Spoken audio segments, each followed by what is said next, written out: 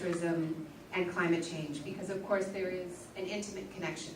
We have to be aware that the stakes of the struggle in which we find ourselves to find just solutions for climate change. But we do need to pause and look at what the alternative is. What happens if we fail?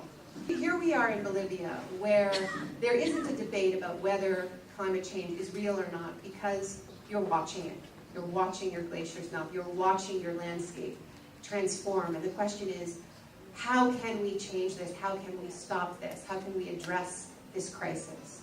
While in countries like Britain, Canada, the United States, the countries that are responsible for the creation of this climate crisis, we are wasting time that we do not have, denying that climate change is real. The irony is that the only force, in my opinion, that is really taking climate change seriously in the United States of America is the military. You don't hear climate change denialism from the Pentagon.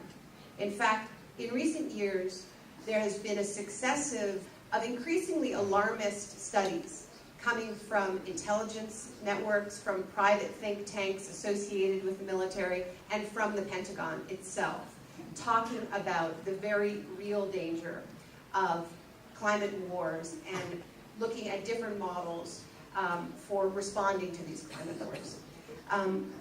I'll just give you one example.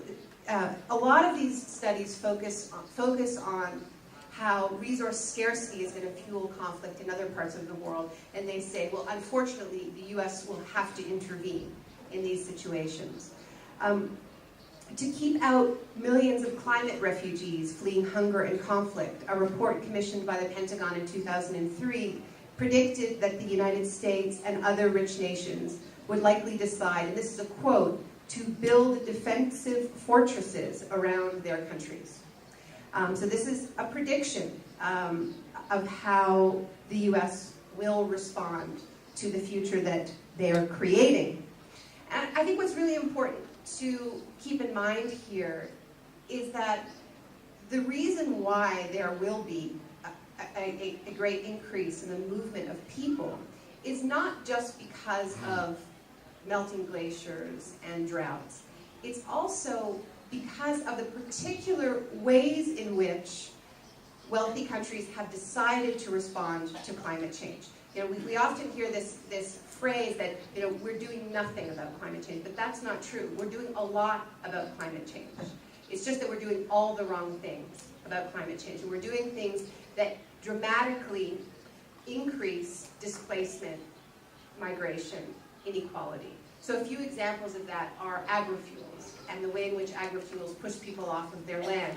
Another example of this is a very alarming increase in land grabs in Africa. Africa has enough problems with food security, but countries like Saudi Arabia that are worried about their food security and their water scarcity are buying huge tracts of land in countries like Ethiopia to grow food, and it's placing a large amount of stress on already stressed, climate-stressed regions. That's when people move. So it isn't just that you can blame it on this thing called climate change. It's also policy choices that are being made.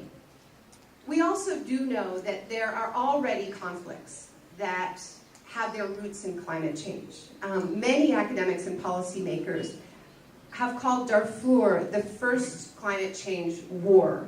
And my friend Johan Hari, who's a terrific reporter with The Independent, wrote recently, I have stood on the borders of dried out Darfur and heard refugees explain the water dried up, and so we started to kill each other for what was left. And often these are just described as ethnic conflicts, and we don't hear about the underlying causes of resource scarcity. We're seeing a huge increase in spending on border control in the United States.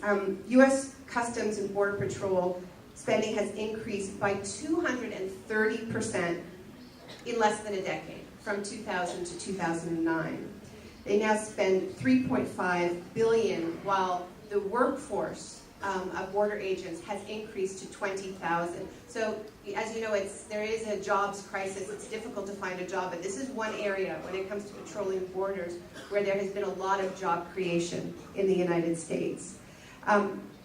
Many of you know as well about the virtual fence that is being built on the border of the United States and Mexico. Once again, this is big business. This is a contract worth more than $1 billion that went to Boeing, as well as an Israeli company called Elbit. And what's important to know about Elbit is that this is one of the two main companies that built the network of fences and walls in Israel that Palestinians rightly call the apartheid wall. And I think that that word apartheid is an important word, because actually what we're starting to see the outlines of is a response to climate change that creates a kind of a disaster apartheid world, where the ability to deal with this increasingly volatile conflict, the resources that you need, the services that you need to survive this dangerous world that's being created are privatized, are a source of income, and only the rich can afford to protect themselves. And there are many examples of this, and some of them are so absurd that people don't believe me when I tell them about it. But in the shock doctrine, I wrote about a company that was formed the year after Hurricane Katrina hit. And it's a company in Florida called HelpJet. It's a private charter airline that had the advertising slogan, "Turn your hurricane into a luxury vacation." And this airline marketed itself to rich people in Florida who paid an annual membership fee, and they were told that they would get an alert when a hurricane was coming to their area, and they would get a phone call, at which point they could book their luxury vacation, where they would be airlifted in high style out of the hurricane zone and taken to Disneyland or some Caribbean resort. So it sounds like science fiction, but the fact is that the future is already here. And we saw this, and we had a glimpse of this during the earthquake in Haiti.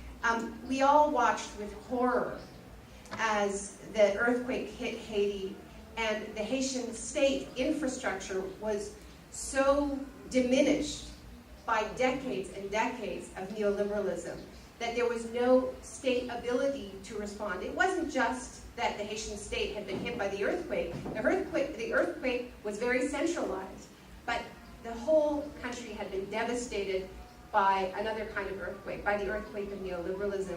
So there wasn't the infrastructure to dig bodies out of the rubble, and many people died who shouldn't have died.